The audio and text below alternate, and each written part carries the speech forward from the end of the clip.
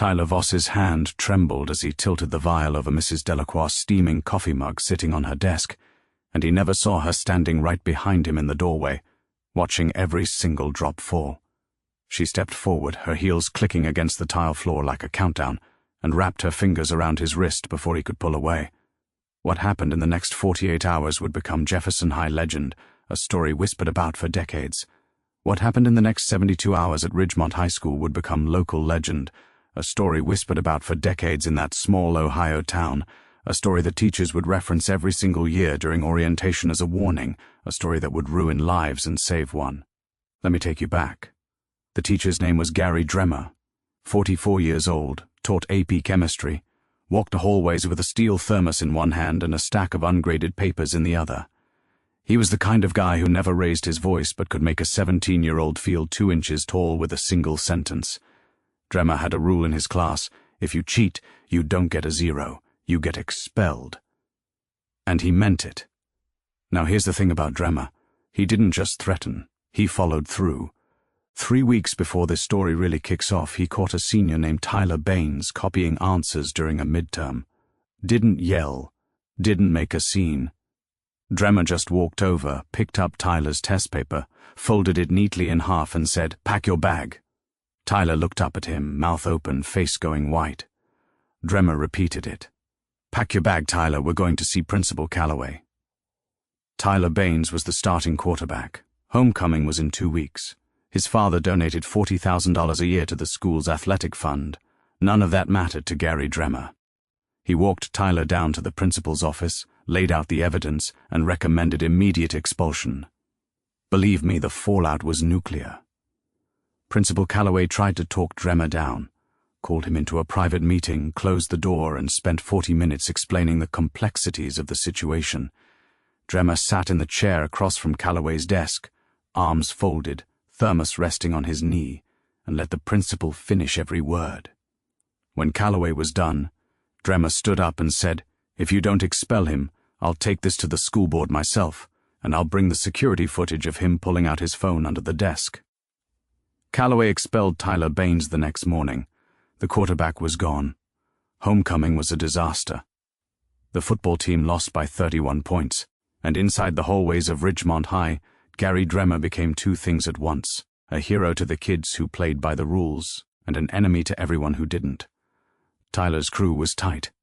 4 guys who'd been running together since freshman year. You had Marcus Webb, who sat in the back of every class and said about 9 words a semester, most of them profane. You had Danny Sorrento, the kind of kid who could talk his way out of anything and into everything. And then you had the ringleader, the one who actually came up with the plan. His name was Kevin Pruitt. Kevin was Tyler's best friend. They'd grown up on the same street, played on the same Little League team, got their driver's licenses on the same day. When Tyler got expelled, Kevin didn't cry, didn't rage, didn't throw a chair. He just got very, very quiet. And if you knew Kevin Pruitt, quiet was the most dangerous thing he could get. Get this. 2 days after Tyler's expulsion, Kevin sat down at a lunch table with Marcus and Danny and said 6 words. "We're gonna make Dremmer pay." Danny laughed, thought it was a joke. Marcus didn't react at all, just kept chewing his sandwich. Kevin looked at both of them and didn't blink. "I'm not kidding. Tyler's life is over. His dad pulled him out of public school. He's going to some military academy in Virginia. His college prospects are done, all because of one test." Danny stopped laughing. "So what, you want to key Dremmer's car?" Kevin shook his head. "I want him to feel what Tyler felt. I want him to lose something. I want him scared." Now here's where the story takes a turn that nobody at that lunch table fully understood. Because Kevin Pruitt wasn't just angry. Kevin was smart. Not Dremmer-level smart, but dangerous smart. The kind of smart where you can plan something terrible and think you've covered every angle because you're 17 and you've never faced a real consequence in your life. Kevin had been doing research. On his phone, in incognito mode, over the 2 days since Tyler left, he'd found a compound, a chemical mixture that wouldn't kill someone but would make them violently ill. Nausea, vomiting, severe stomach cramps, potentially lasting organ irritation. And the worst part? Every single ingredient was available in Dremmer's own chemistry lab. I swear this happened. A 17-year-old kid sat in his bedroom scrolling through dark corners of the internet and wrote down a recipe for poison on a piece of notebook paper. He folded that paper, put it in his back pocket, and went to school the next day with a plan. The plan was simple. Dremmer had a routine. Every single morning he arrived at 6:45, a full hour before first bell. He walked into his classroom, set his thermos on the front desk, and went down the hall to the faculty bathroom. He was gone for exactly 7 to 10 minutes. The thermos sat on the desk, unattended, in an unlocked classroom. Kevin had watched this routine for a week straight. He timed it. He mapped it. He knew that the hallway camera outside Dremmer's classroom had been broken since October, and the school hadn't fixed it because the budget was shot. He knew the janitor, Mr. Paulson, didn't sweep the science wing until 7:15.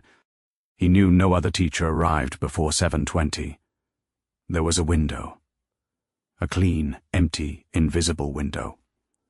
Monday morning. Kevin woke up at 5:30. He put on a plain black hoodie, no logo, nothing memorable.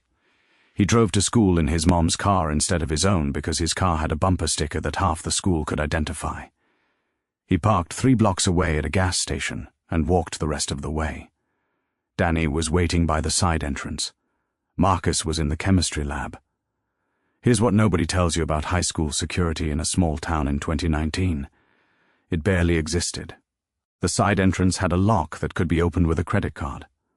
Marcus had gotten in at 6:15, gone straight to the chem lab supply closet, and taken 3 substances off the shelf.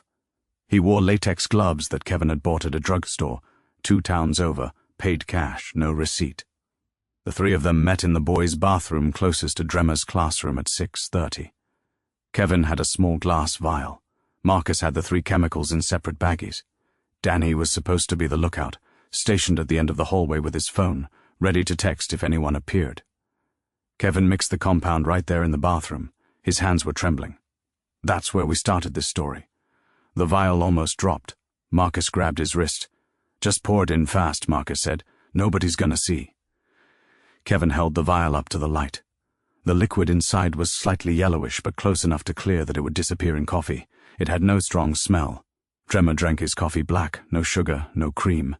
There was nothing to mask the taste, but Kevin had read that this particular mixture was nearly tasteless in small doses, just enough to cause severe gastrointestinal distress. At least, that's what Kevin believed. Now let me stop here for 1 second, because what Kevin Pruitt didn't know is the most important part of this entire story. The compound he'd mixed, the recipe he'd found on some anonymous forum, was not what he thought it was. The concentrations were wrong.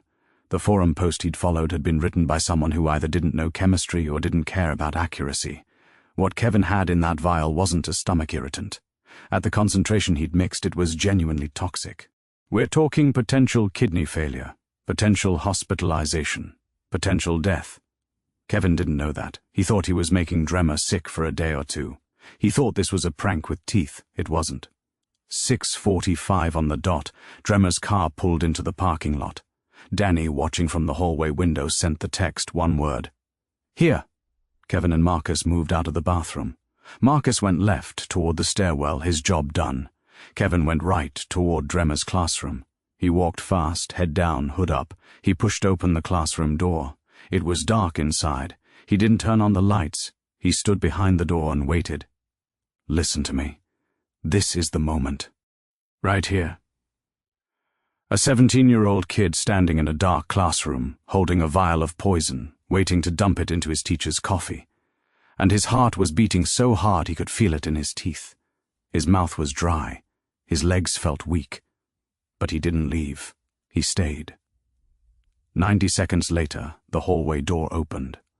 Dremmer walked in. He was wearing his usual outfit, khaki pants, blue button-down, reading glasses hanging from a lanyard. He set his thermos on the desk, set down his papers, and walked right back out toward the faculty bathroom without flipping on the lights. He didn't even look around the room. Why would he? He'd done this same thing every morning for 11 years. Kevin counted to 10. Then he stepped out from behind the door. The thermos was right there, brushed steel sitting on the desk, catching the faint light from the hallway. Kevin unscrewed the cap. The smell of hot black coffee hit him immediately. He pulled the vial from his pocket, popped the small rubber stopper, and tilted it over the thermos opening. And then something happened that Kevin Pruitt did not plan for. The classroom door opened. Kevin froze, his whole body locked up. The vial was in his right hand, tilted at a 45-degree angle over the thermos, 2 seconds from pouring. Standing in the doorway was a girl named Sophie Chen. Sophie was a junior. She was in Dremmer's second period AP Chem class. She was also the president of the science club, which meant she had a key to the lab and permission to use the classroom before school hours for independent study. She came in early sometimes to work on her project. Not every day, not on a schedule. This was one of those days. She stood in the doorway, backpack over one shoulder, hands still on the light switch. She hadn't flipped it on yet. The hallway light behind her silhouetted her frame but left her face in shadow. She couldn't clearly see what Kevin was holding, but she could see a figure standing over Dremmer's desk in the dark, and that was enough. "Who's there?" she said. Kevin pulled the vial back from the thermos. He capped it in one motion, shoved it in his hoodie pocket, and turned toward her. "It's just me, Kevin. I was looking for my notebook. I think I left it here Friday." Sophie squinted. She reached for the light switch and flipped it. The fluorescence buzzed on, bathing the room in that flat, institutional white. She looked at Kevin. He was standing directly in front of Dremmer's desk. His hand was still near the thermos. "Your notebook," she said. "Yeah." "In Mr. Dremmer's class?" "Yeah. I had Chem 4th period. Thought I left it." Sophie stared at him for a long 3 seconds. Kevin felt sweat rolling down the back of his neck. He could feel the vial pressing against his thigh through the hoodie pocket. He took a step away from the desk. Casual, easy. Just a kid looking for a lost notebook. "You should check the lost and found in the office," Sophie said. "They usually bring stuff there." "Right. Yeah. Good call." Kevin walked toward the door. He had to pass within 2 feet of Sophie. As he did, she looked at his face. His jaw was clenched so tight a vein stood out on the side of his neck. His eyes were glassy. She would remember that later. Kevin walked out of the classroom. He turned right, walked to the end of the hallway, pushed through the exit door, and stepped into the cold morning air. He pulled out his phone. His fingers were shaking. He texted Danny. "Abort. Someone showed up." Danny replied immediately. "Who? Sophie Chen.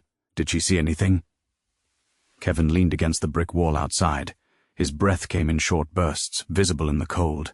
He looked at the vial in his pocket. Then he looked at his phone. He typed back, "No.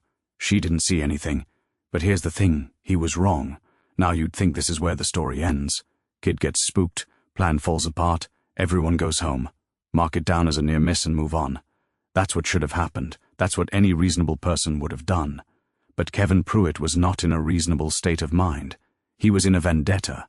He was in so deep that aborting the mission felt more terrifying than going through with it. Because if he stopped now, everything he'd done, the research, the planning, dragging Marcus and Danny into this, it all meant nothing.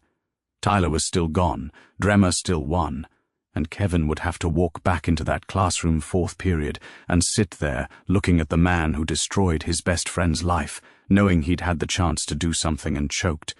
Trust me on this, I've seen it before. The most dangerous moment isn't when someone decides to do something terrible, it's when they fail the first time and decide to try again. Kevin tried again, but he made a change to the plan. Sophie Chen was a variable he couldn't control. He needed a different window, and he found one. Dremmer had another routine. At lunchtime he ate in his classroom, alone. Door open, thermos refilled with afternoon coffee from the faculty lounge, sandwich from home. He graded papers while he ate, and every day, right around 12:15, he walked down to the faculty lounge to refill that thermos. The trip took about 5 minutes, classroom empty, hallway busy with students heading to lunch, which meant one more kid walking past Dremmer's room would be invisible in the crowd. Kevin spent the rest of Monday planning the second attempt. He told Marcus and Danny they were doing it again at lunch the next day. Marcus didn't say anything, he just nodded. Danny hesitated. "Kev, man, I don't know about this. Sophie saw you. She didn't see anything. She saw me standing in a classroom, that's it." "What if she tells Dremmer?" "Tells him what? That she saw a student in a room? There's nothing to tell." Danny rubbed the back of his neck. He looked at the ground, then he looked at Kevin. "Fine. But this is the last time. If it doesn't work tomorrow, we're done." Kevin agreed. One more shot.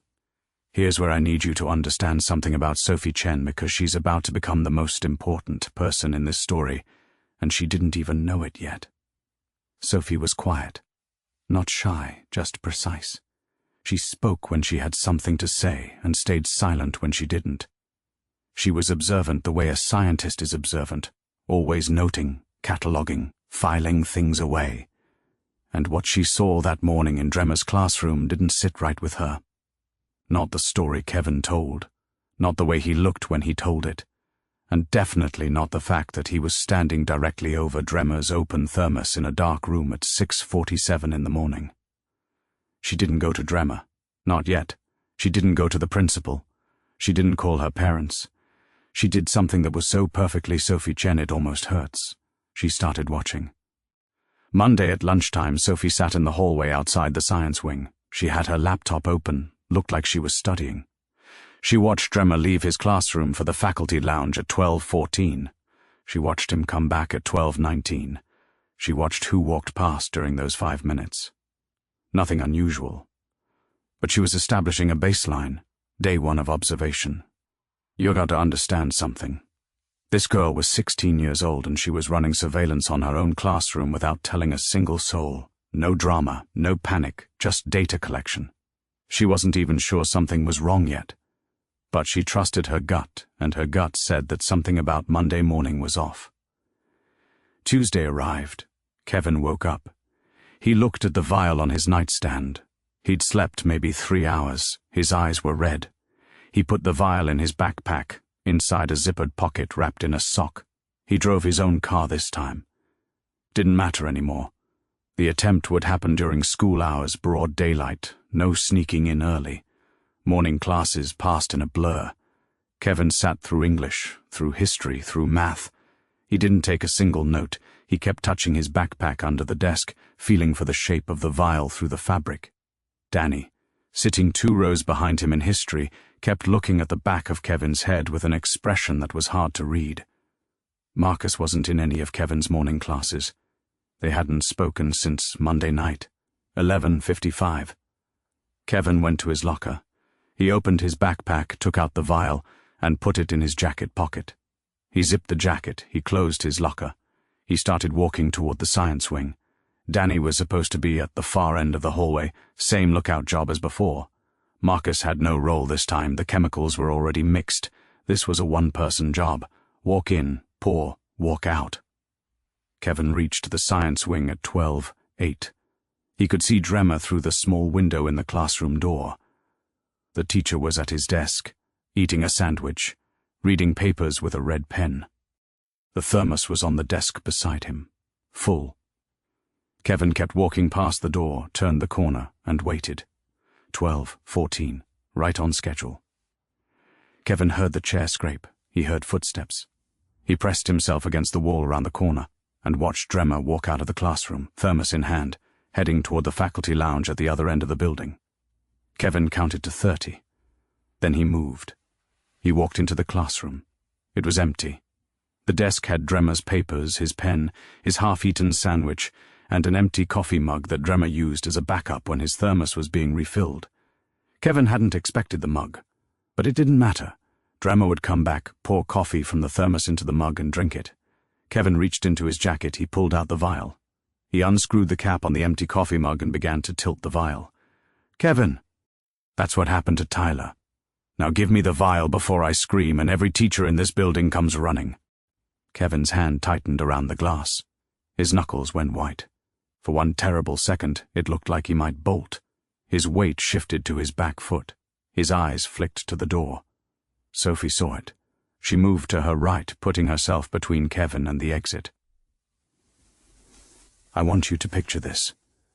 A 16-year-old girl, 5'3", maybe 115 pounds, deliberately blocking the path of a 6-foot-tall varsity athlete who was holding a vial of poison and was desperate enough to use it. She didn't have a weapon. She didn't have backup. Danny was somewhere down the hallway, probably looking at his phone, oblivious to the fact that the plan had just detonated.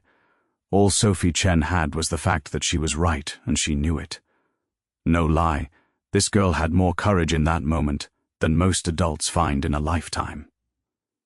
Kevin looked at her. His jaw worked. His breathing was ragged. The vial shook in his hand.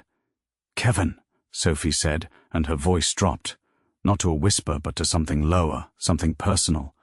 "If you put that in his coffee and he drinks it and something happens to him, your life is over, not Tyler's life. Yours. Do you understand that? You will go to prison. You're 17. They will charge you as an adult. And Tyler will still be at military school. And nothing will have changed. Except you'll be gone too. Real talk. That's the line that broke him. Not a threat, not an accusation. The simple math of consequences laid out by someone who was looking him dead in the eye and telling him the truth. Kevin's shoulders dropped, not all at once, but in stages, the way a building settles before it falls. His chin dipped, his hand came forward. He held the vial out to Sophie. She didn't take it with her fingers. She pulled the sleeve of her sweater over her hand and took it through the fabric. She'd been paying attention in AP Chem. She didn't know what was in the vial, but she knew enough not to touch it with bare skin. "Sit down," she said. Kevin sat down in the nearest chair. He put his face in his hands. His body started shaking. Not crying, not yet. Just the adrenaline crash hitting him, every muscle letting go at once. Sophie pulled out her phone. She dialed one number. Not 911. Not the principal's office. She called Mr. Dremmer directly. He picked up on the second ring. "Sophie? Mr. Dremmer, I need you to come back to your classroom right now. Don't drink from your thermos or your mug when you get here. I'll explain when you arrive." There was a pause on the other end, the kind of pause that happens when someone hears the tone in a voice that tells them everything they need to know without a single detail. Dremmer said, "I'm on my way." He was there in 90 seconds. Dremmer walked through the door and took in the scene in about 2 heartbeats. Kevin Pruitt, sitting in a chair, face in his hands.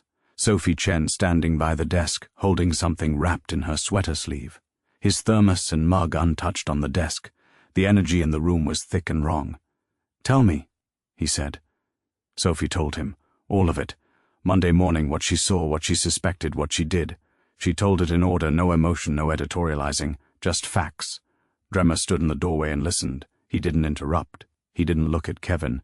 He kept his eyes on Sophie until she finished. Then he looked at Kevin. "Here's what happened next, and I need you to hear this, because it is not what anyone expected. Gary Dremmer, the hardest teacher in the school, the man who expelled the starting quarterback without blinking, the man who every student in that building either respected or feared, did something that nobody in that room could have predicted. He pulled a chair over, sat down 3 feet from Kevin Pruitt and said, 'Are you okay?' Kevin looked up. His eyes were swollen. His face was a mess. He stared at Dremmer as if the man had spoken another language. 'I asked if you're okay,' Dremmer repeated. 'I tried to poison you,' Kevin said. His voice cracked on the word poison. Dremmer nodded. 'I heard, and we're going to deal with that. But right now, before anything else, I'm asking you a question. Are you okay?' This is what I mean about moments that define people. Dremmer had every right to rage, every right to grab that kid by the collar and drag him to the principal's office, every right to call the cops on the spot. Instead, he sat down and asked his would-be poisoner if he was okay, because Dremmer had been a teacher for 20 years, and he understood something that most people miss. A kid who sits in a dark room with a vial of poison has already lost something, and yelling at someone who's already lost doesn't bring anything back. Kevin broke. Not the cool, quiet, calculating Kevin Pruitt who'd planned this whole thing. The other Kevin, the one who missed his best friend, the one who'd been staying up until 3 in the morning feeling helpless, the one who didn't know how to process the fact that one decision by one teacher had rearranged his entire social world and left him standing in a gap where Tyler used to be. He cried, hard, the kind of crying that sounds like it's being pulled out of someone's chest with both hands. Sophie looked away. Not out of discomfort, out of respect. She walked to the back of the room, set the vial on the far lab bench, and sat down. Dremmer let Kevin cry for about 2 minutes. He didn't touch him, he didn't speak, he just sat there. When Kevin's breathing started to slow, Dremmer leaned forward. "Kevin, I have to call the principal, and the principal is going to call the police. You understand that?" Kevin nodded. "And whatever's in that vial is going to be tested. And based on what they find, there are going to be consequences, serious ones." Kevin nodded again. "But I want you to hear something from me first. Before any of that starts, Dremmer's voice was steady but low. What I did with Tyler was the right thing. I believe that. I will always believe that. But I should have talked to Tyler before I walked him out. I should have given him a moment to understand what was happening. I didn't do that, and I've thought about it every day since. That doesn't change the decision, but it changes how I made it, and I'm sorry for the part that was mine. Dead honest. I've been telling stories for a long time, and that might be the most remarkable thing I've ever heard a person say to someone who just tried to hurt them. Not an apology for the action, an apology for the execution. A distinction so precise it could only come from a man who'd spent 20 years measuring things down to the molecule. Kevin wiped his face with the back of his hand. He looked at Dremmer, and he said something that Sophie would later repeat in her statement to the police, word for word, because it stunned her. "You're a better man than me, Mr. Dremmer." Dremmer shook his head. "You're 17. You haven't had time to be any kind of man yet. That starts now." Dremmer stood up. He walked to his desk. He picked up his phone and called Principal Calloway. "Janet, I need you in my classroom immediately. Bring Officer Davis." Calloway arrived in 4 minutes. Officer Davis, the school resource officer, was with her. Dremmer gave them the facts. He pointed to the vial on the back bench. He identified Kevin. He identified Sophie as the student who intervened. He said everything in the same flat, measured tone he used when explaining covalent bonds.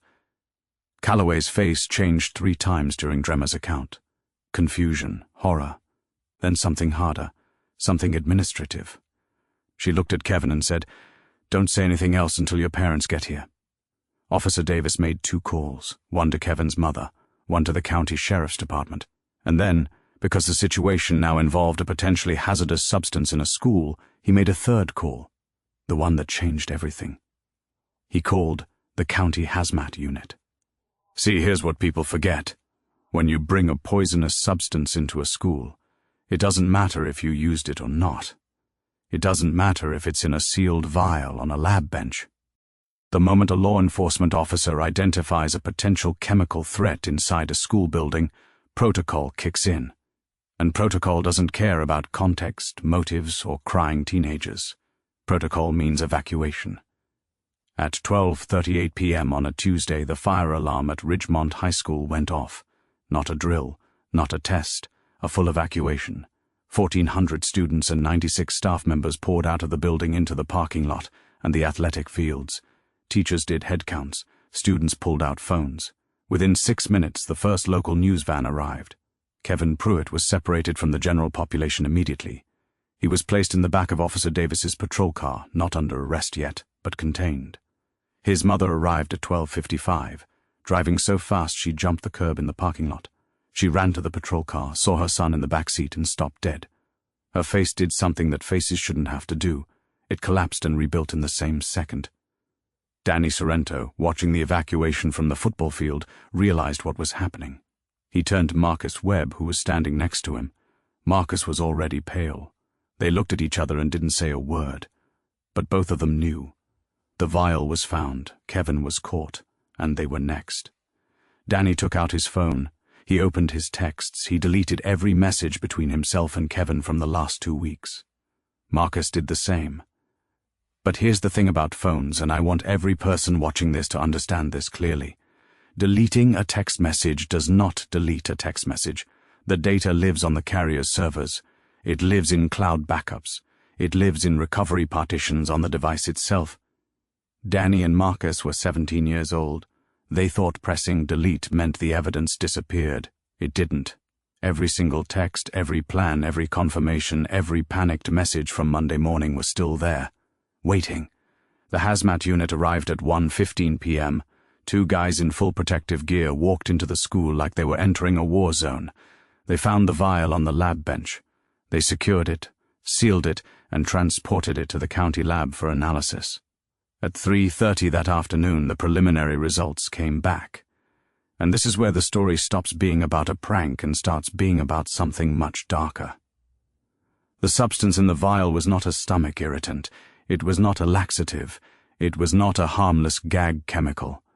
The compound Kevin Pruitt had mixed, using ingredients from Dremmer's own supply closet and a recipe from an anonymous internet forum, contained a concentration of a specific chemical high enough to cause acute organ toxicity. The lab report used a phrase that would later appear in the police report, the school board's emergency filing, and every single news article that followed. Potentially lethal dose. Kevin Pruitt had not been planning to make his teacher sick. Kevin Pruitt, without knowing it, had been planning to kill his teacher. When the detective read the lab results to Kevin's mother in the sheriff's office that evening, she fainted, dropped straight to the floor. Kevin, sitting handcuffed to a bench across the room, watched his mother collapse and couldn't move to help her. A deputy caught her before her head hit the tile. Kevin started screaming. Not words, just sound, raw, animal sound. Because it hit him all at once. The full weight of what he'd almost done. Not a prank, not payback, not justice for Tyler. Murder. He'd almost committed murder. And the only reason he didn't, a 16-year-old girl who trusted her instincts, sat in the back of a dark classroom and said his name at exactly the right moment. Bet you didn't see that coming. But the story isn't over, not even close, because what happened next, the trials, the revelations, the thing that Danny Sorrento did that shocked everyone, and the decision that Gary Dremmer made that split the entire community right down the middle, that's where the real legend lives. If you've come this far, and you're sitting there with your jaw on the floor, do me a favor, hit that subscribe button, tap the bell, because the second half of this story is the part that people in Ridgemont still argue about at dinner tables to this day. And you're going to want to hear every word. The room where they were holding Kevin Pruitt was small, gray, and had one window with wire mesh in the glass. His mother was being tended to by paramedics in the hallway. His father was on a flight from a business trip in Denver, still 3 hours away. Kevin's court-appointed attorney, a woman named Linda Ferraro, was sitting across from him, reading the preliminary lab report, and her hands were not steady. Kevin looked at her and said 5 words. "I didn't know it was poison." Ferraro looked up from the report. She studied his face. She'd been a public defender for 14 years. She'd heard every lie a human being can construct. She'd heard "I didn't know" so many times it had lost all meaning to her. But Kevin Pruitt was not lying. She could see it. The horror in his eyes was not the horror of someone who got caught. It was the horror of someone who just discovered what they almost became. And that distinction right there between what Kevin intended and what Kevin almost caused would become the central battle of everything that followed. Because the district attorney saw it differently. Very differently. The DA's name was Robert Holt. Tough guy. Law and order candidate, up for re-election in 8 months. And a case where a high school student brought a potentially lethal poison into a school and attempted to administer it to a teacher. That was the kind of case that wins elections. Holt held a press conference the next morning. The people of this county can rest assured that this office will pursue the maximum charges allowable under the law. What happened at Ridgemont High School was not a prank. It was not a childish mistake. It was attempted murder. The word murder hit the news cycle and detonated. National coverage, cable news panels, think pieces, Twitter threads, the works. Ridgemont, Ohio, a town of 11,000 people with one traffic light and a dairy farm that smelled up the whole east side when the wind blew wrong, was suddenly the center of a national conversation about school safety, teenage violence, and whether a 17-year-old could be tried as an adult for a crime he didn't technically complete. And right in the middle of all of it, Gary Dremmer went home, locked his door, and didn't answer a single phone call for 48 hours. What was happening behind that door? What was Gary Dremmer thinking during those 2 days of silence? Nobody knew. His wife had passed away 3 years earlier. He had no children. His closest friend on the faculty, a history teacher named Bill Kowalski, knocked on his door twice. No answer. The school put Dremmer on paid leave, not as punishment but as protection. The media was camped outside the school. Parents were showing up at board meetings screaming. Half of them wanted the school locked down with metal detectors and armed guards. The other half wanted to know how a student had access to chemicals capable of killing someone. Meanwhile, Danny Sorrento was in an interrogation room of his own. The police had pulled his phone records from the carrier within 24 hours. Every deleted text was recovered. The messages laid out the entire conspiracy in Danny's own words. Timestamps, locations, his role as lookout, his knowledge of the plan, his participation on Monday morning. Danny's parents hired a private attorney. The attorney's first move was to offer Danny as a cooperating witness in exchange for reduced charges. Danny agreed immediately. He sat down with detectives and told them everything, every detail, the internet searches, the supply closet, the glass vial, the latex gloves from the drugstore 2 towns over. And then Danny said something that made the detectives lean forward. Kevin did it for Tyler, but it wasn't Kevin's idea to use chemicals. The detective's pen stopped moving. Whose idea was it? Danny swallowed. Tyler's. Wait, hold on. Tyler Baines? The expelled quarterback? The kid who was supposedly at a military academy in Virginia? Danny explained. After Tyler was expelled, he and Kevin talked every night. Phone calls, video chats, texts. Tyler was furious, not just angry, consumed. He wanted revenge on Dremmer. And during one of those late-night calls, Tyler had said something specific. Your idiot school leaves chemicals unlocked. You could mix something up and dump it in his coffee and he'd never know what hit him. Kevin had taken it literally. Now the detectives were careful here. A suggestion in a phone call is different from a conspiracy charge. But when they pulled Tyler's phone records and found the call logs, the text messages, and a series of internet links that Tyler had sent to Kevin, links to the same forums where Kevin found the recipe, the picture changed. Tyler Baines wasn't just the victim of Gary Dremmer's cheating policy. Tyler Baines was, arguably, the architect of the poisoning plot, from 800 miles away. This is what I mean when I say this story has layers. Every time you think you've reached the bottom, the floor drops out again. The Virginia Military Academy was contacted. Tyler was pulled from class by the headmaster, handed a phone, and told that a detective from Ohio needed to speak with him. Tyler refused to talk without a lawyer. His father, the man who donated $40,000 a year to Ridgemont's athletic program, hired a defense attorney within the hour. 3 teenagers were now facing charges. Kevin Pruitt, the one who mixed and carried the poison.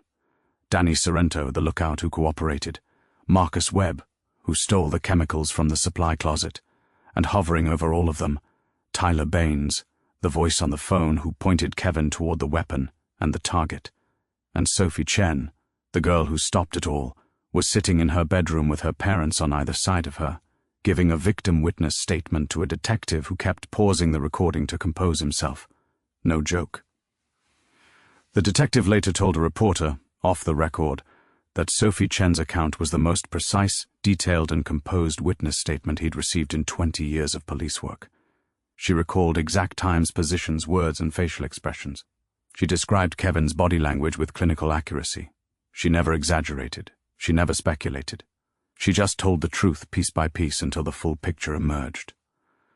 And then Sophie said something that the detective did not expect. He asked her if she was scared when she confronted Kevin in the classroom.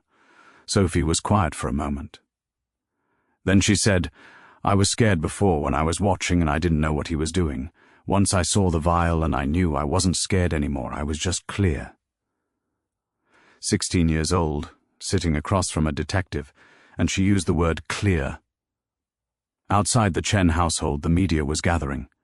Someone had leaked Sophie's name. By Wednesday evening, her face was on every local station and 2 national outlets. The narrative took shape fast. Hero student stops poisoning plot.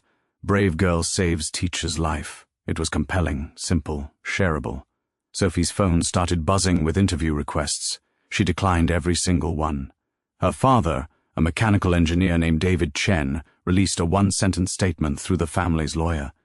"Our daughter did what she believed was right, and we ask that her privacy be respected as the legal process continues." That was it. No press conference, no morning show appearances, no book deal. 1 sentence. Meanwhile, Gary Dremmer was still behind his locked door, and the town was starting to fracture. You'd think the community would unite behind the teacher who almost got killed. At first, on the surface, they did. The school marquee read, "We stand with Mr. Dremmer." Students made signs. A candlelight vigil was organized in the parking lot. But underneath that surface, something else was moving, something uglier. It started with the parents, the football team. They'd been simmering since Tyler's expulsion. The poisoning plot didn't change their anger at Dremmer. It complicated it. In their minds, the chain of events started with Dremmer's extreme response to a cheating incident. If Dremmer had handled it differently, given Tyler a 0 instead of expelling him, none of this would have happened.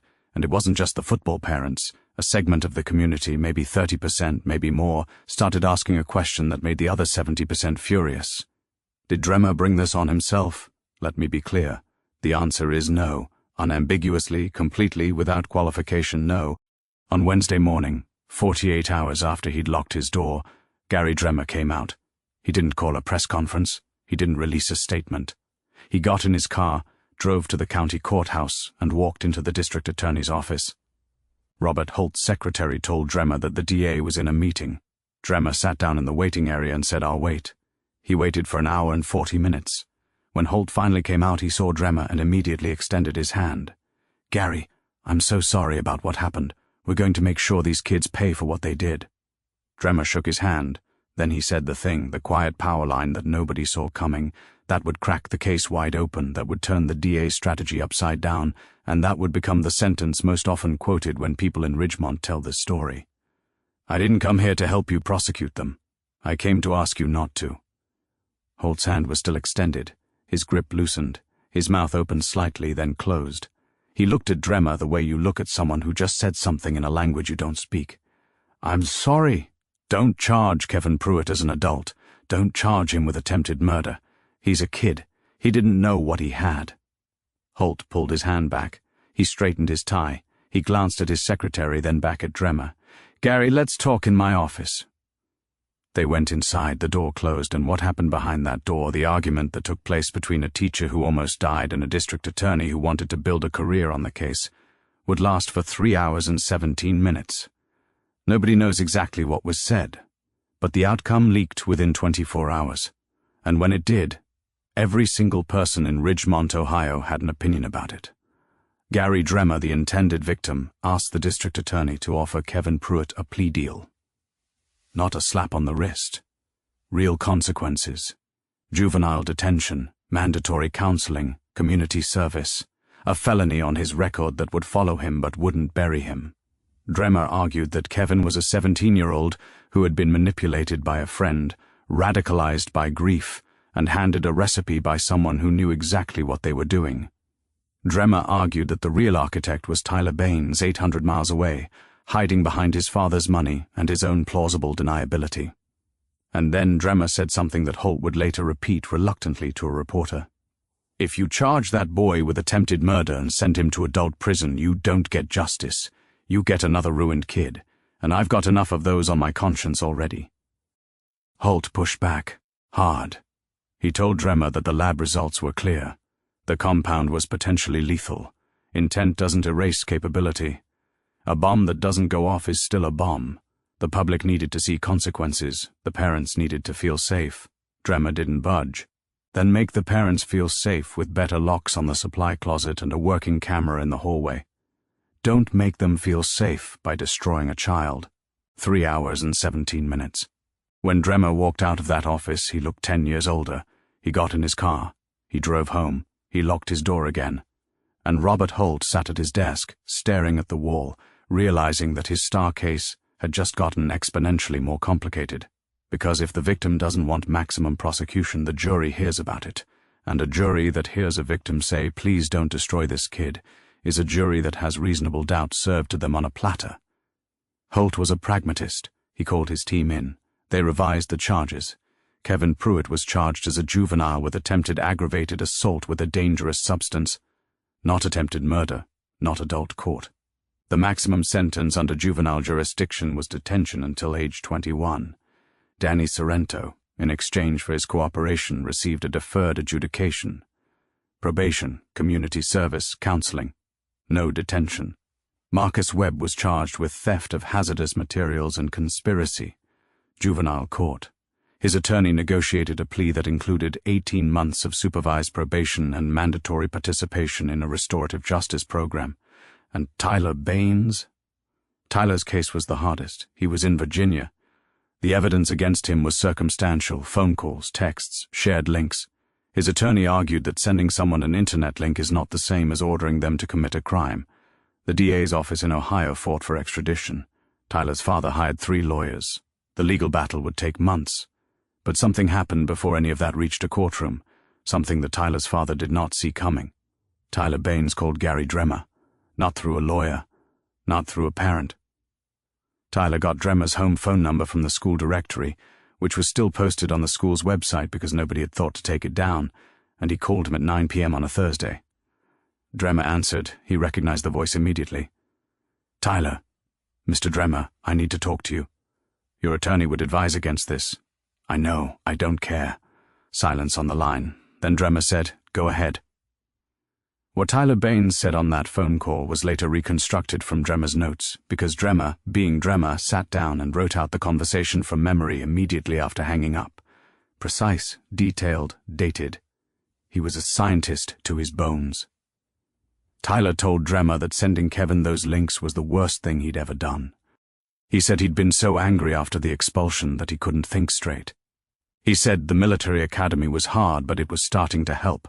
He said he woke up every morning thinking about what would have happened if Kevin had actually gotten that liquid into Dremmer's coffee. He said the word killed 3 times, as in, "I could have gotten you killed." He said he wasn't calling to ask for forgiveness. He was calling because he needed Dremmer to know that he understood what he'd done. Dremmer listened to the whole thing. When Tyler finished, Dremmer asked one question. "Are you going to cooperate with the investigation?" Tyler was quiet for a long time. Then he said, "Yes." "Without your father's lawyers interfering?" "Yes." "Then we don't need to talk again. Good luck, Tyler." Dremmer hung up. He sat at his kitchen table and wrote down the conversation. Then he put the pen down, leaned back in his chair, and stayed there for a long time, staring at the ceiling. That phone call changed the legal landscape overnight. Tyler's full cooperation, his admission of sending the links and suggesting the method, collapsed his father's legal defense. The Virginia attorney withdrew. Tyler was transferred back to Ohio's juvenile jurisdiction. He received a sentence similar to Kevin's: detention, counseling, community service. Tyler's father never donated to Ridgemont again. Kevin Pruitt's sentencing hearing was held 6 weeks after the incident. The courtroom was full. Every seat taken. Media in the back. Families on both sides. Sophie Chen was in the 3rd row, subpoenaed as a witness but not called to testify because her written statement was already in the record. Kevin stood before the judge. He read a statement that his attorney had helped him prepare. It was short. He didn't minimize, he didn't deflect. He said what he did, why he did it, and what he now understood about the consequences. And then the judge asked if there were any victim impact statements. Gary Dremmer stood up from the 2nd row. He walked to the front of the courtroom. He stood at the podium and looked out at the room. His hands were steady. His voice was clear. "Your Honor, Kevin Pruitt tried to poison me. I take that seriously. But I've been a teacher for 22 years, and in that time I've learned that the most important experiment is the one where the hypothesis is wrong and you have to start over. Kevin's hypothesis was that hurting me would fix what he'd lost. It was wrong. He knows that now. The question isn't whether he's guilty. He is. The question is what we do with guilty people who are still young enough to learn. I've already told the district attorney my position. I'll say it here. Give him a chance to start over. That's all I ask." Dremmer walked back to his seat. The courtroom was still. The judge sentenced Kevin Pruitt to 11 months in a juvenile detention facility, followed by 3 years of supervised probation, 500 hours of community service, mandatory weekly counseling, and a permanent restraining order preventing him from contacting Dremmer or any member of the Ridgemont faculty. Kevin's mother cried. Kevin didn't. He stood straight, looked at the judge and said, "Thank you, Your Honor." Then he turned, and as the bailiff approached to escort him, Kevin looked at Dremmer. He didn't say anything, just nodded. One nod. And Dremmer, sitting in the 2nd row with his hands folded in his lap, nodded back. 1 month later, Gary Dremmer returned to the classroom. Same khakis, same blue button-down, same thermos. But the school had changed. New cameras in every hallway, locked chemical storage with sign-out logs, a revised academic honesty policy that included a student mediation step before expulsion. Every one of those changes existed because of what happened, and every one of them addressed the gaps that made the plot possible. Dremmer walked into his classroom on a Monday morning, set his thermos on the desk, and turned to face his first period class. 31 students looked at him. Nobody spoke. The room held something that wasn't silence but wasn't noise either. It was attention. Pure, undiluted attention. The kind you can't buy or demand. The kind that only comes when people have seen what a person is made of. Dremmer picked up a piece of chalk. He turned to the board. He wrote the day's lesson topic, and then, without turning around, he said, "Open your textbooks to chapter 14. We've got work to do." Sophie Chen, sitting in the second row, opened her textbook. She didn't look up. She didn't need to. She already knew what kind of man was standing at the front of that room. She'd known it before anyone else. Before the police, the lawyers, the news cameras, the school board. She'd known it in a dark classroom at 6:47 in the morning, when she decided to stay instead of leave, to watch instead of ignore, to speak instead of stay silent. And that's the thing about legends. They don't start with the person at the center of the story. They start with the person no one was watching. The one in the back of the room. The one who saw what everyone else missed. Sophie Chen never did a single interview. She graduated 2 years later, valedictorian, full scholarship to MIT. She went on to do work I'm not going to spoil here because that's her story, and she's earned the right to tell it herself. Gary Dremmer taught for another 8 years before retiring. On his last day, a former student showed up at his classroom door. Kevin Pruitt, 25 years old, clean record since his release, working as an EMT in a neighboring county. He stood in the doorway and held out a card. Dremmer took it, opened it, read it. His jaw tightened. He folded the card, put it in his shirt pocket, and looked at Kevin. "Thank you," Dremmer said. "Thank you," Kevin said. Neither of them said anything else. Kevin turned and walked down the hallway. Dremmer watched him go. Then he turned back to his desk, picked up his thermos, and took a long sip of coffee. Good coffee, the best he'd had in years. And that, right there, is why they still tell this story in Ridgemont. Not because of the poison, not because of the trial, but because of what happened when a teacher was given every reason to give up on a student and chose not to. Because of what happened when a 16-year-old girl decided that doing the right thing mattered more than doing the easy thing. Because of what happened when a kid who made the worst mistake of his life was given exactly one more chance and didn't waste it. That's the legend, and now it's yours too. Sophie Chen never did a single interview. She graduated 2 years later, valedictorian, full scholarship to MIT. She went on to do work I'm not going to spoil here because that's her story, and she's earned the right to tell it herself. Gary Dremmer taught for another 8 years before retiring. On his last day, a former student showed up at his classroom door. Kevin Pruitt, 25 years old, clean record since his release, working as an EMT in a neighboring county. He stood in the doorway and held out a card. Dremmer took it, opened it, read it. His jaw tightened. He folded the card, put it in his shirt pocket, and looked at Kevin. "Thank you," Dremmer said. "Thank you," Kevin said. Neither of them said anything else. Kevin turned and walked down the hallway. Dremmer watched him go. Then he turned back to his desk, picked up his thermos, and took a long sip of coffee. Good coffee, the best he'd had in years. And that, right there, is why they still tell this story in Ridgemont. Not because of the poison, not because of the trial, but because of what happened when a teacher was given every reason to give up on a student and chose not to.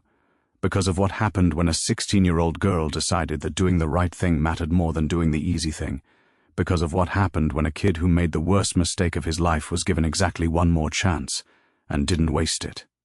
That's the legend, and now it's yours too. But hold on, I'm not done yet. Not even close. Because the thing about legends is this: everybody remembers the headline. The poison, the coffee, the girl who spoke up, the teacher who survived. That's the version you'd hear at a barbecue. That's the version the local paper printed and people clipped and stuck on their refrigerators for a few weeks before life moved on. But the real story, the one that lived in the bones of that school for years after, that one takes longer to tell. And it starts the moment the cameras left. Believe me. The Monday after the arraignment, Ridgemont High School reopened. Principal Hargrove stood at the front entrance at 6:45 in the morning, hands clasped behind his back, watching buses pull in. He'd spent the weekend fielding calls from parents, board members, 2 different cable news producers, and a woman from a podcast company in Brooklyn, who wanted exclusive rights to what she called the Ridgemont poison narrative. Hargrove told every single one of them the same thing. We're a school. "We're going back to being a school." He said it so many times that weekend he started to wonder if he believed it. The first bus doors opened and kids filed out. They moved slower than usual, eyes scanning the building, then scanning each other. Nobody ran, nobody shoved, nobody laughed too loud. It was a Monday morning that felt like the first day at a new job, where someone just got fired and nobody knows who's next. Hargrove nodded at each student who passed. Some nodded back. Most looked at their shoes. Room 214, Dremmer's chemistry classroom, was closed. A substitute had been assigned for the week. Dremmer was on paid leave, not because anyone thought he'd done anything wrong, but because the district's lawyers said having the victim of an attempted poisoning back in a classroom 48 hours later was, and I'm quoting the memo here, an optics liability. Dremmer fought it. He called the superintendent directly. He said he wanted to be in his room teaching his students on Monday morning. The superintendent said no. Dremmer hung up the phone, sat on the edge of his bed, and stared at the wall of his apartment for 11 minutes. His wife, Linda, watched from the kitchen doorway. She didn't say anything. She knew that look. It was the look he got when something broke inside his sense of order, and he was rebuilding it in real time. After those 11 minutes, he stood up, walked to his home office, sat at his desk, and started writing lesson plans for the substitute. Detailed ones, with annotations, with margin notes about which students needed extra time, and which ones would try to distract, and which ones were quietly brilliant, but afraid to raise their hands. He wrote for 4 hours straight. Linda brought him coffee at hour 2. He looked up, saw the mug, and something crossed his face that she would later describe to her sister as the saddest smile she'd ever seen in 31 years of marriage. He took the mug. He drank the coffee. He went back to writing. Get this. While Dremmer sat at home annotating lesson plans nobody asked for, the school was cracking open in ways nobody predicted. See, when 3 students get arrested for trying to poison a teacher, the question everyone asks first is why. But the second question, the one that actually matters more, is who knew? And at Ridgemont, that second question detonated. By Tuesday morning, the rumor mill had turned into a full-scale investigation. Not a police investigation, a social one. Kids turned on each other with a speed that would make your head spin. Accusations flew through group chats and hallway whispers, and bathroom wall graffiti and handwritten notes slipped into lockers. She knew. He helped. They all planned it. Ask Jessica Monroe where she was 5th period. Danny York bought the stuff online, check his search history. Most of it was garbage, teenagers panicking, pointing fingers to make sure nobody pointed at them. But some of it wasn't. Detective Royce, who'd handled the initial arrests, got a call from the school resource officer on Wednesday. Officer Benitez, a stocky guy with 22 years on the force who'd spent the last 6 working the school beat because he genuinely liked kids, which is a sentence that sounds simple, but trust me, it's rare. Benitez told Royce there was a 4th name floating around, someone who hadn't been in the room when the coffee was tampered with, but who might have supplied the substance. The name was Marcus Ellery. Here's what nobody tells you about Marcus Ellery. He wasn't some shadowy dealer or criminal mastermind. He was a 17-year-old junior with a 3.6 GPA, a spot on the varsity track team, and a divorced mom who worked double shifts at the county hospital. Marcus had exactly 0 disciplinary incidents on his record. He was the kind of kid teachers described as pleasant in parent conferences, which is teacher code for doesn't cause problems but doesn't stand out either. But Marcus had a chemistry set at home. A real one. Not a toy kit from a department store, but a proper setup his uncle, a pharmacist, had given him for his 14th birthday. And Marcus had been experimenting with compounds for 3 years, posting results on forums, swapping ideas with people twice his age in online spaces that lived in the grey area between science and something darker. Royce pulled Marcus out of 4th period on Thursday, brought him to the SRO office, not the station, sat him down across a table with a can of Sprite and a granola bar. Benitez sat in the corner. Marcus, Royce said, tell me about potassium permanganate. Marcus didn't blink. It's an oxidizing agent, purple crystals. Used in water treatment, wound care, some industrial applications. You have some at home? Had. Used the last of it in August. What'd you use it for? Experiment on oxidation rates of organic material. I documented the whole thing, it's on my laptop. Royce leaned forward. Did Kevin Pruitt ask you for any chemicals in the last month? And right there, Marcus Ellery did something that changed the entire trajectory of the investigation. He didn't lie. He didn't deflect. He didn't ask for a lawyer, though he should have. He said, "Kevin asked me what would make someone sick but not kill them. I told him I wasn't going to help with that." He asked again 2 weeks later. I told him no again. The third time he asked, I stopped answering his texts. Royce sat back. Benitez uncrossed his arms. The room shifted. "I should have told someone," Marcus said. His voice didn't crack, but his hands did. They started shaking on the table just slightly, the kind of tremor you'd miss if you weren't watching for it. I thought he was messing around. I thought it was just talk. I swear this happened. Marcus Ellery voluntarily surrendered his phone, his laptop, and 3 notebooks full of experiment logs. Royce spent 2 days going through them with a forensics tech. Every single thing Marcus said checked out. The text messages showed exactly what he described. Kevin asking, Marcus refusing, Kevin pushing, Marcus going silent. There was no evidence Marcus supplied anything. There was no evidence Marcus coached anyone. But there was evidence that Marcus knew something was being planned and didn't report it. And that opened a door that Ridgemont was not prepared to walk through. The school board held an emergency closed session the following Monday, 12 days after the poisoning attempt. The agenda had one item, duty to report. Specifically, what obligation did a student have to report a credible threat against a teacher? Was Marcus Ellery culpable? Could the school hold him accountable? Could the district? The board's attorney, a woman named Patricia Voss, who had been handling school law for 15 years and had never dealt with anything more dramatic than a zoning dispute over a portable classroom, stood at the front of the room and said 4 words that landed with the weight of a court gavel. "This is new territory." Now here's where things get complicated, and I mean really complicated, because while the board debated policy, the students debated loyalty. Marcus Ellery, once invisible, was now the most talked about kid in school, and the student body split clean down the middle. Half of them said Marcus did the right thing by refusing to help Kevin. He said no. He cut off contact. What else was he supposed to do? The other half said Marcus knew and stayed quiet, and that silence nearly got a man killed. Sophie Chen, the girl who'd actually blown the whistle, the one who'd reported what she'd overheard and set the whole thing in motion, found herself standing in the gap between those two sides. And she didn't want to be there. You have to understand something about Sophie. She wasn't an activist. She wasn't a crusader. She was a 15-year-old sophomore who liked math puzzles and Korean dramas and eating lunch in the library because the cafeteria was too loud. She had reported what she heard because it was the obviously correct thing to do, the same way you'd call 911 if you saw a car accident. She didn't see it as brave, she saw it as basic. But Ridgemont didn't see it that way. Within a week of the arrests, Sophie became a symbol. The local paper ran a profile on her, using her yearbook photo, without her permission. A regional TV station showed up at her parents' dry cleaning business with a camera crew. Her mother, June Chen, chased them off with a broom and a string of Mandarin that the cameraman later said he didn't need translated to understand. Sophie's father, Wei, sat her down that night at the kitchen table. He put his hands flat on the surface, the way he always did when he was about to say something he'd been thinking about for a long time. "You did right," he said. "Now protect yourself." Sophie looked at him. "From what?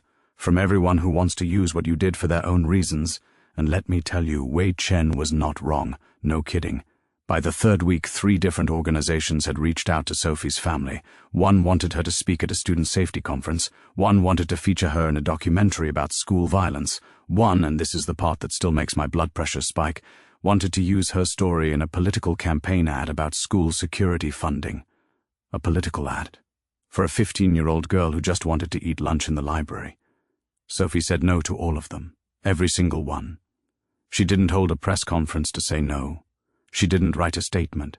She just didn't respond. Her parents backed her completely. But the attention didn't stop. And the attention brought pressure.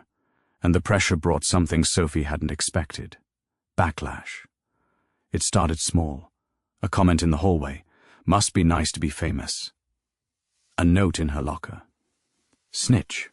Then the word showed up on her desk in 3rd period history, scratched into the wood with a compass point. Snitch, 4 inches tall. Deep enough that the janitor couldn't sand it out and had to replace the entire desktop. Sophie stared at that word for the full 50-minute class period. She didn't tell the teacher. She didn't tell her friends because honestly she wasn't sure which of her friends had written it. When the bell rang, she picked up her backpack, walked to the principal's office and sat down across from Hargrove. "I want to transfer," she said. Hargrove's face did something complicated. His eyebrows went up, his mouth went flat, and his shoulders dropped half an inch. It was the posture of a man who knew he was failing and had just been told so by the person he was failing.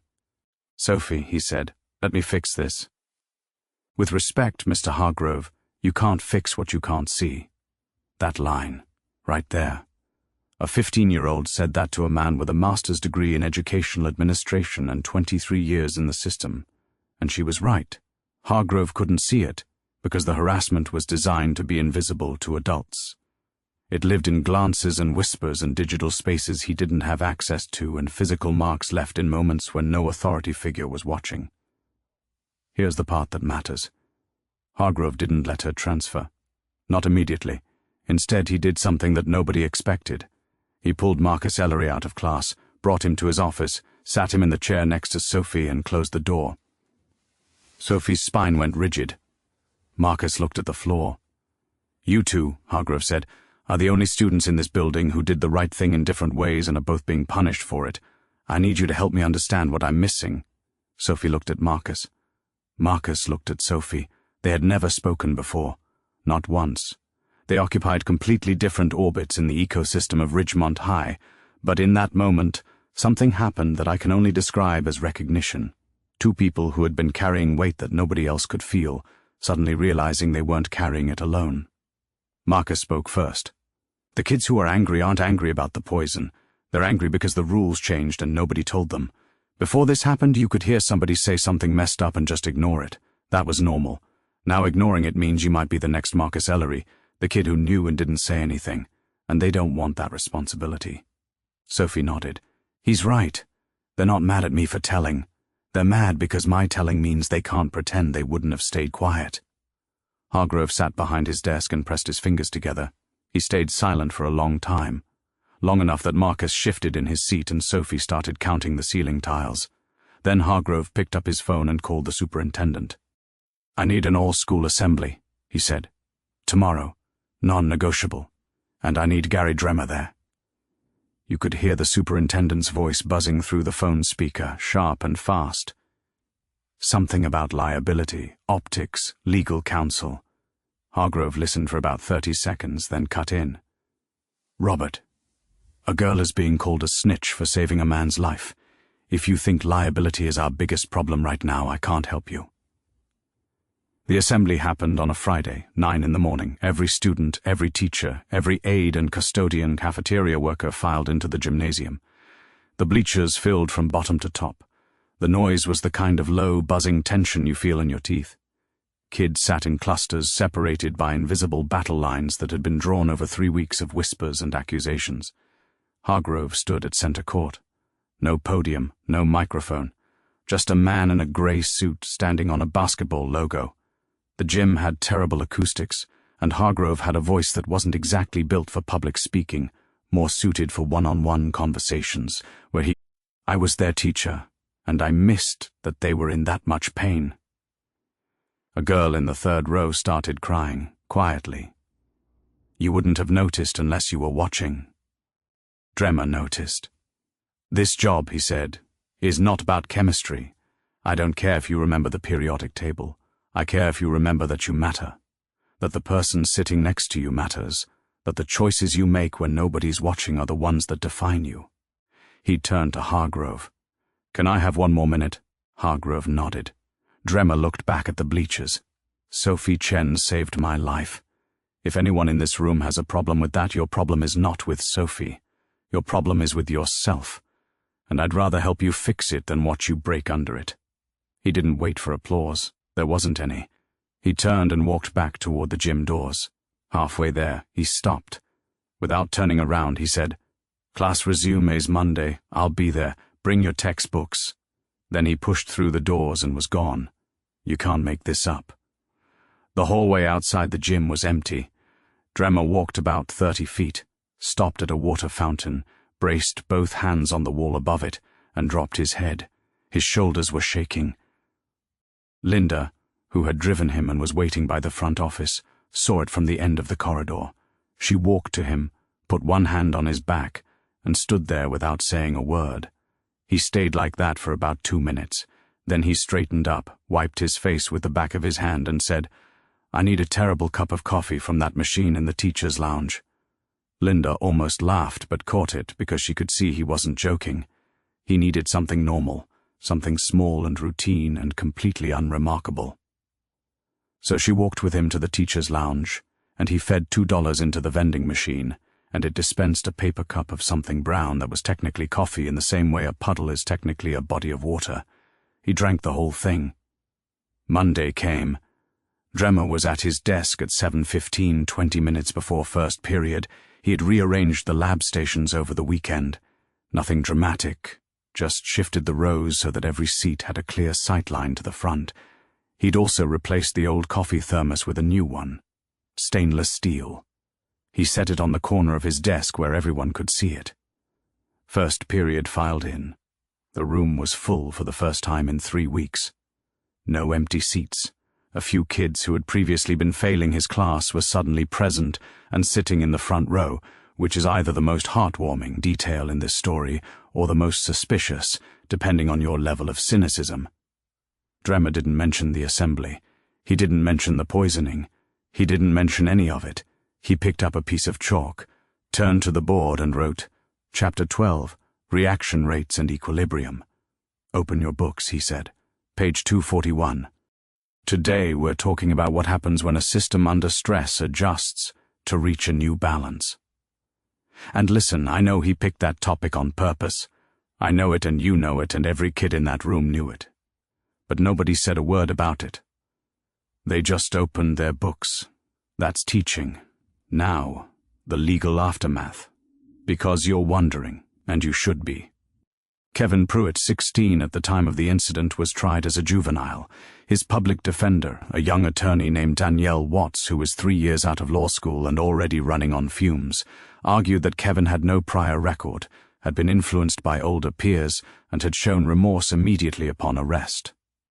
The prosecution argued that introducing a toxic substance into a beverage with the intent to cause harm constituted aggravated assault, regardless of age.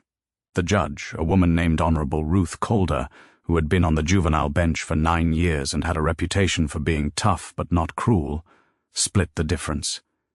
Kevin was adjudicated delinquent, which is juvenile court language for found guilty. He received 18 months in a juvenile detention facility, followed by 2 years of probation, mandatory counseling, and 200 hours of community service. Kevin served his time, full 18 months, no early release.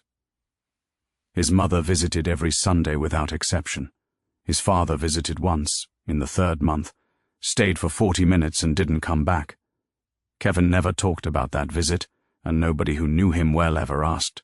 The other 2 students, Tyler Briggs and Jason Falk, both 16, received similar sentences. Tyler did 12 months and got out with a chip on his shoulder that took another 3 years to sand down.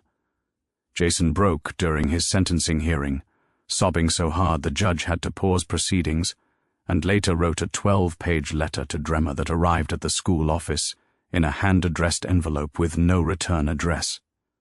Dremmer read it at his desk after school. He never told anyone what it said.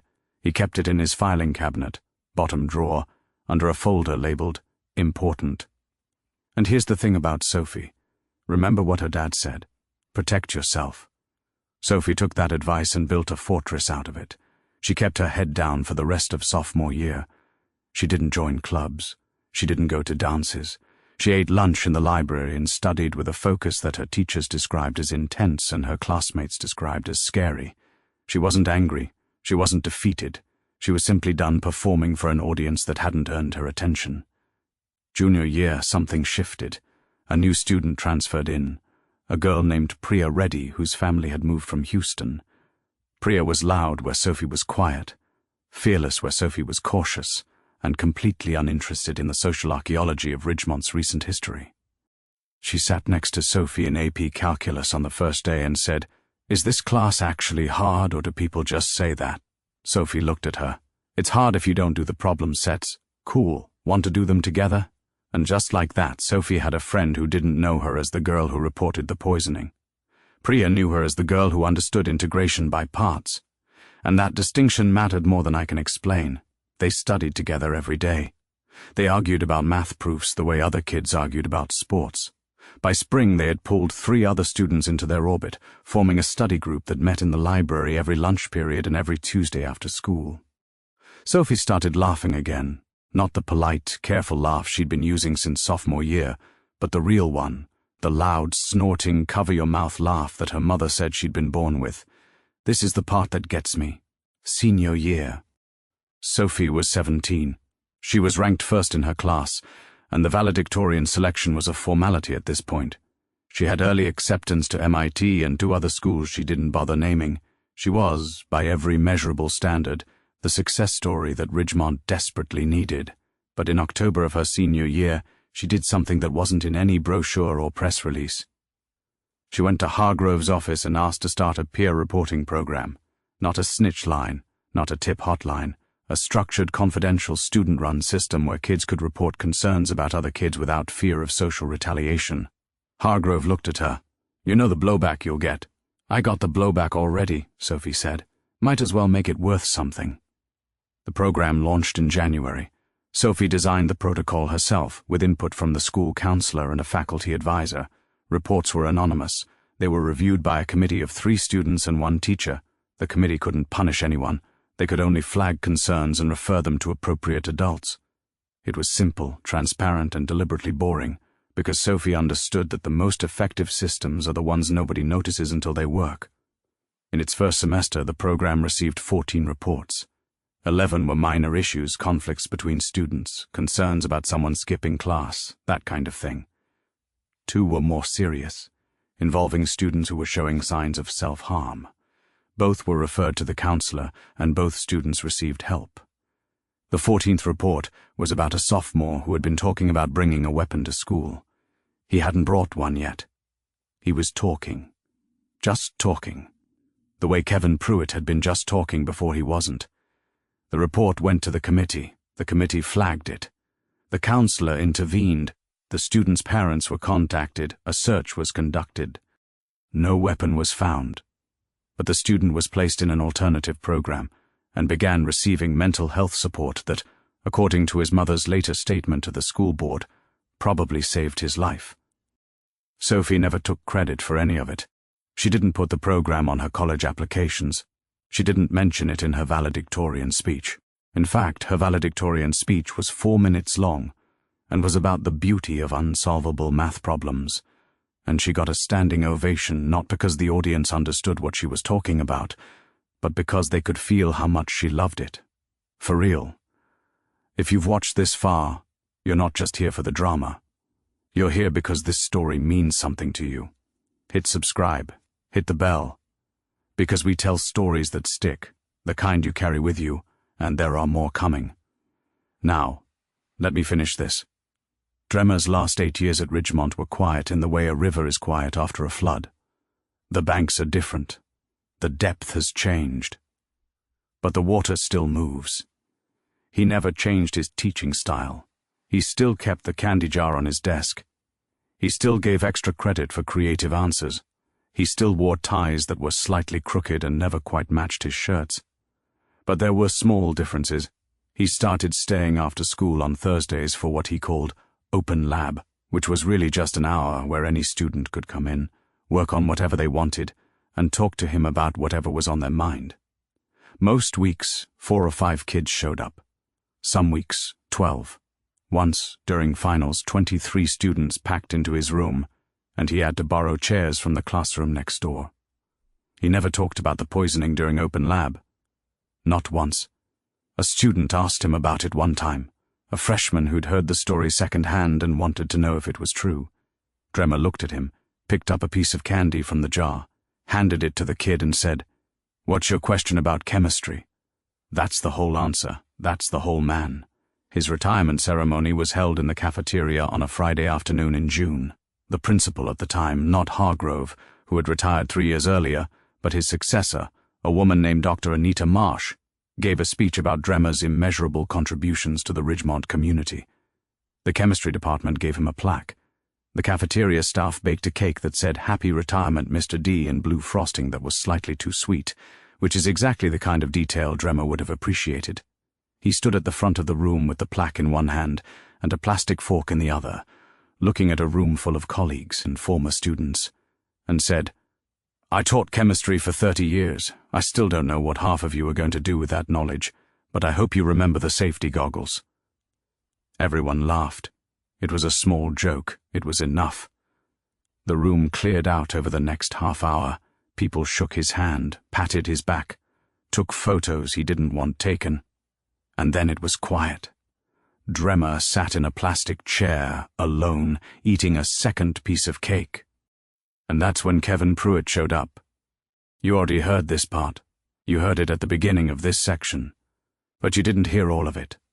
Let me give you the rest. Kevin stood in the cafeteria doorway. He was 25 years old. He was wearing the dark blue uniform of a county EMT. His hair was shorter than it had been in high school, and he had a scar on his left hand that he'd gotten during a training exercise 6 months earlier. He was holding a white envelope. Dremmer saw him and stopped chewing. Kevin walked across the cafeteria. His boots made no sound on the linoleum. He stopped 3 feet from Dremmer's chair and held out the envelope. "Mr. Dremmer." Dremmer set down his fork. He took the envelope. He opened it. Inside was a card, not a store-bought one, but handmade. Construction paper folded in half. On the front, in careful handwriting, it said, "For the teacher who didn't give up." Dremmer opened the card. Inside, Kevin had written a single paragraph. I don't know every word, because Kevin never shared it publicly and Dremmer never showed it to anyone, including Linda. The peer reporting program Sophie started? It's still running. 15 years later. It's been adopted by 3 other schools in the district and has been cited in 2 state-level education policy papers. Sophie's name isn't on any of it. She didn't want it to be. Marcus Ellery became a high school chemistry teacher. Let that sink in. The kid who said no to Kevin Pruitt, the kid who was dragged through 3 weeks of social trial for the crime of knowing something and not knowing what to do about it, grew up and walked right back into a classroom. He teaches at a school 40 miles from Ridgemont. His students don't know his story. He plans to keep it that way. Tyler Briggs works construction in the next county. He has a daughter. He coaches her softball team. He doesn't talk about what happened. Jason Falk moved to Oregon. He runs a landscaping business. He still has trouble sleeping some nights, but fewer than he used to. Linda Dremmer kept the retirement plaque on the mantel in their living room. Dremmer asked her to move it to the closet. She refused. He pretended to be annoyed. He wasn't. Hargrove, the principal who stood in the gym and told 700 students there were no sides, died of a heart attack 4 years after retiring. At his memorial service, 6 former students spoke. Sophie was one of them. She said 11 words. He listened when it was easier not to. I remember. And Gary Dremmer, the man who drank the coffee, the man who could have been poisoned, the man who stood in that gym and said, "I'm not angry," when every person in the room would have understood if he was. Gary Dremmer is still alive. He's in his 70s. He lives in the same town. He goes to the diner on Route 9 every Saturday morning and orders black coffee and the Western omelette. The waitress knows his order. She brings it without asking. Sometimes, when new teachers get hired at Ridgemont, someone in the faculty lounge mentions the story. The coffee. The girl who reported it. The teacher who came back. The kid who showed up at retirement with a handmade card. It gets told in fragments. Never all at once, because the whole thing is too much for a single conversation, but every version ends the same way. A teacher was given every reason to walk away. He didn't. A girl was given every reason to stay silent. She didn't. A boy who made the worst choice of his life was given one more chance. He didn't waste it. That's not just a story about poison in a coffee cup. That's a story about what happens when people choose to be better than the moment they're in. That's the legend of Ridgemont. And now, like I told you at the start, it's yours too.